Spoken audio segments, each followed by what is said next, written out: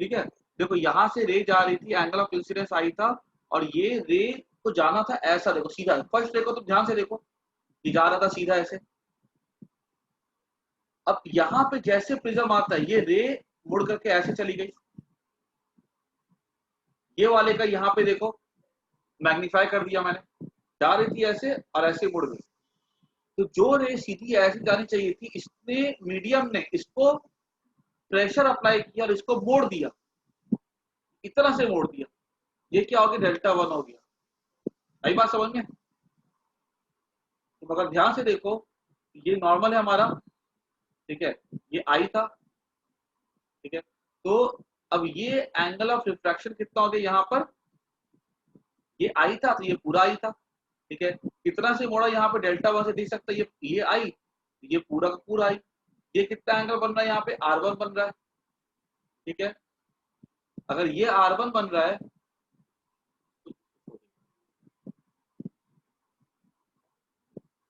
ये अगर ये आई, तो ये अगर आर वन है तो ये कितना सी बड़ी दे, देखो तो ये पूरा आई था, ये कितना गया आर वन के यहाँ से, ये कितना से बेंड हुई रे, देखो तो बेंड इतनी से हुई ना, ये हो जाएगा I minus are one, delta one क्या हो जाएगा, आई माइनस आर वन। यहाँ लिख देता हूं मैं,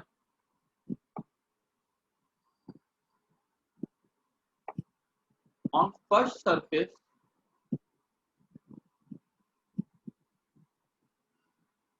रे deviates by delta 1 equals to I minus R1। I think सबको क्लियर हो गया ना ये। अब सेकेंड सरफेस देखो, ऑन सेकेंड सरफेस,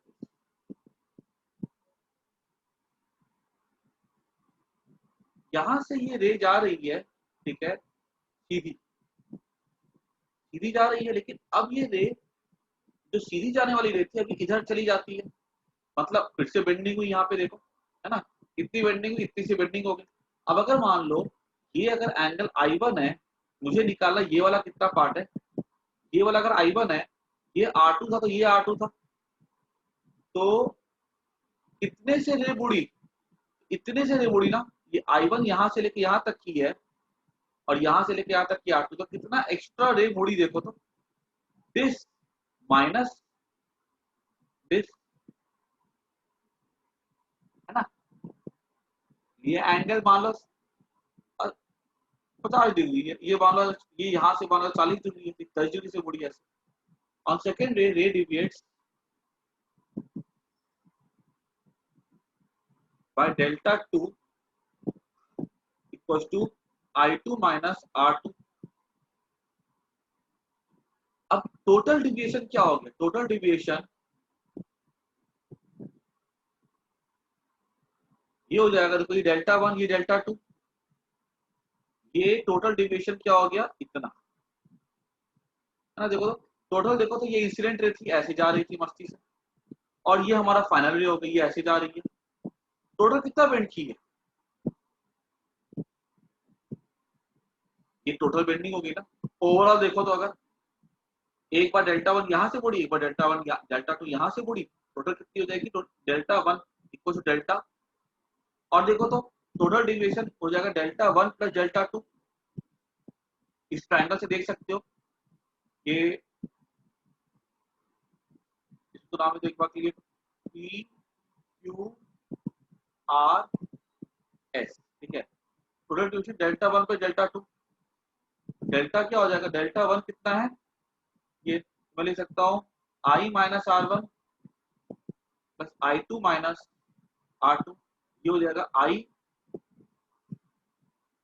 ये मैंने लिखा था इसको मैंने लिखा था आई वन लिखा था ना,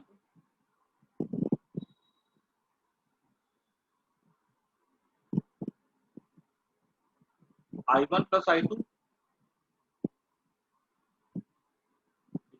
ये हमारे जो total bending of the i one plus I two minus are one plus r to,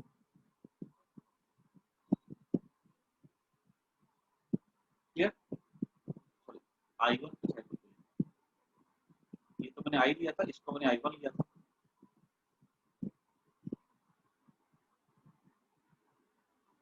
I plus I1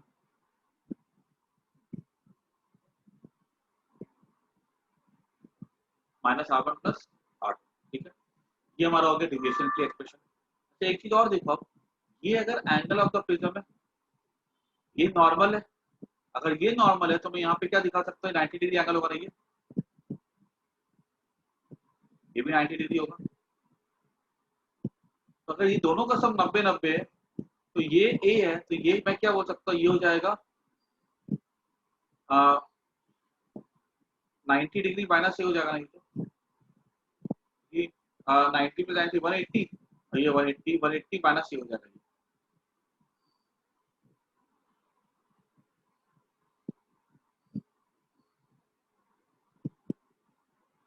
देख सकते हो दोनों का सम 180 होगा। और मैं क्या बोल सकता हूँ, in triangle PSR, angle PSR क्या हो जाएगा, 180 माइनस R1 प्लस R2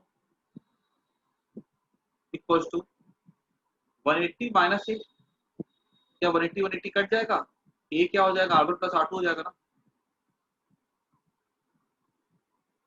ठीक है। तो अब यहाँ पे मैं क्या लिख सकता हूँ आगे,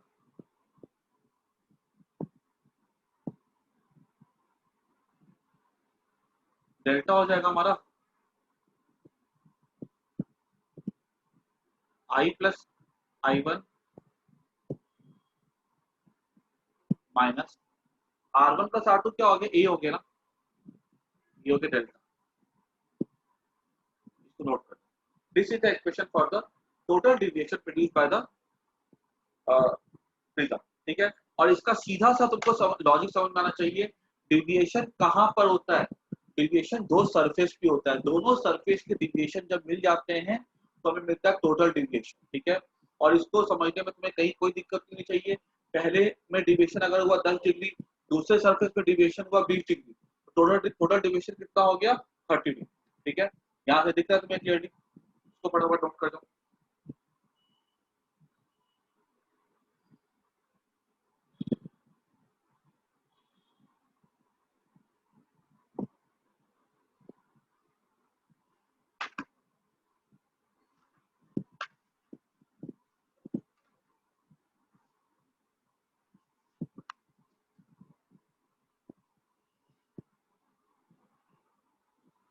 अब देखो क्या करना है, तुम्हारे लिए इस फॉर्मूले से भी ज्यादा इंपॉर्टेंट है तुम्हारे लिए बेसिक सिस्टम, ठीक है। क्योंकि कितनी बार सवाल ऐसे आएंगे ना जहां पर कि हमको फॉर्मूला काम नहीं दे पाएगा, ठीक है। कभी कभी प्रिज्म के साथ वो लोग क्या करेंगे, प्रिज्म को लेंगे और एक साइड को सिल्वर कर देंगे, ठीक है। कभी कभी क्या होगा, यहाँ से रिफ्रैक्शन हो ही नहीं पाएगा, TIR हो रहा है, ठीक है। अलग अलग सिचुएशन आ सकती है जहाँ पे हमारा जो फॉर्मूला जो हमने किया ना वो वैलिड हो भी सकता है, नहीं भी हो सकता है, लेकिन जो बेसिक्स हमने सीखा है ना वो हर बार वैलिड होगा, ठीक है। जैसे कि मान लो अगर हमसे ऐसा बोल दिया जाए, ये एक प्रिज्म है और यहाँ से हमने एक रे को भेजा एंगल 60 डिग्री, ठीक है। ये पूछा गया हमसे कि बताओ इस केस में टोटल डिविएशन क्या होगा, फाइंड डेल्टा टोटल डिविएशन, ठीक है। तो ये अगर और बोला गया कि ये हमारा इक्विलेटरल प्रिज्म है 60 डिग्री है और ये हमारा इसका रिफ्रैक्टिव इंडेक्स कितना म्यू इक्वल टू √3 है, तो हम यहाँ पे ये बोल सकते हैं ना कि ये रे को जहाँ से सीधे ऐसे, ठीक है। अब ये रे क्या होगी, मुड़ जाएगी ऐसे, तो ये एंगल कितना हो जाएगा हमारा, ये एंगल R1 हो जाएगा। तो हम यहाँ बोल सकते हैं इसका AR है तो इसका रिफ्रैक्टिव इंडेक्स 1 होगा, तो 1 इंटू साइन 60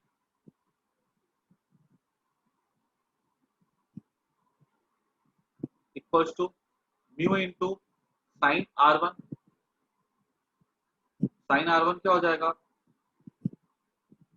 ये √3/2 हो जाएगा, तो 1/2 हो जाएगा, तो R1 कितना हो गया 30 डिग्री हो गया ना, तब ये एंगल कितना हो गया हमारा 30 डिग्री, ठीक है। हमसे ये ऐसा भी पूछ सकता है, बताओ what is the deviation on the first surface, ठीक है, what is the deviation on the second surface, find total deviation, ताकि हमको ये हमारा ये टेस्ट किया जाए कि क्या हमको फॉर्मूला डिराइव करने आता है कि नहीं आता।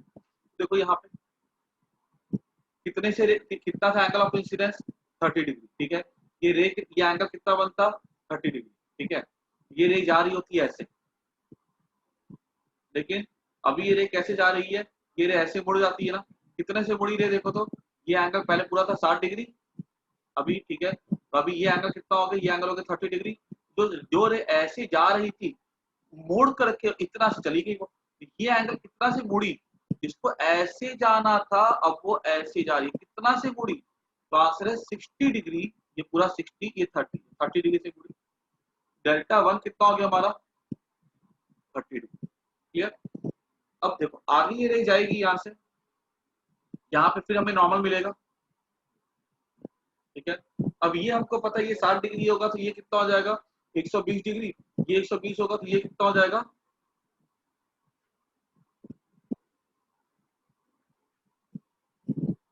यहाँ पे ये 60 है, ठीक है। 180 माइनस 60 ये हमारा हो गया क्या कहते हैं 120, ठीक है। 120 और 30 कितना हो गया 150, ये एंगल क्योंकि 30 डिग्री बनेगा ना यहाँ पे, ठीक है। तो R2 हमारा कितना हो जाएगा, R2 भी हमारा 30 डिग्री हो जाएगा, ठीक है। अब यहाँ पर पूछा जाएगा कि what is the deviation on the second surface, तो हम यहाँ पर ये क्लियरली देख रहे हैं कि रे हमारी ऐसे जाएगी, ठीक है। लेकिन अब क्या होगा, क्योंकि जा रही है रेयर से, अब डेंसर से रेयर जा रही है तो बेंडिंग होगी अवे दी नॉर्मल, ये रे ऐसे मुड़ जाएगी। अब जब ये रे ऐसे मुड़ेगी, यहाँ पर हम क्या देख के बोल सकते हैं कि ये एंगल 30 डिग्री है अगर, ठीक है, तो ये वाला एंगल कितना बन जाएगा यहाँ पे, ये हमारा, इसको मैं लिख सकता हूँ √3 into sine 30 equals to 1 into sine theta.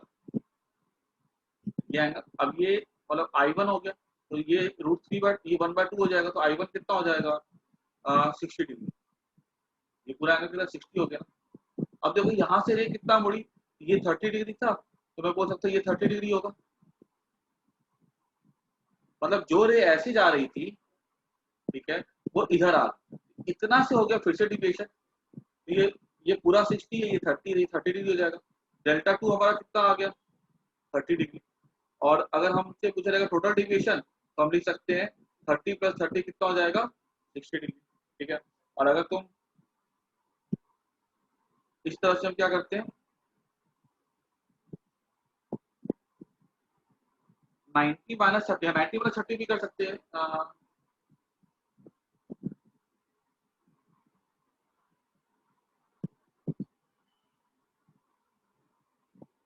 नहीं कैसे,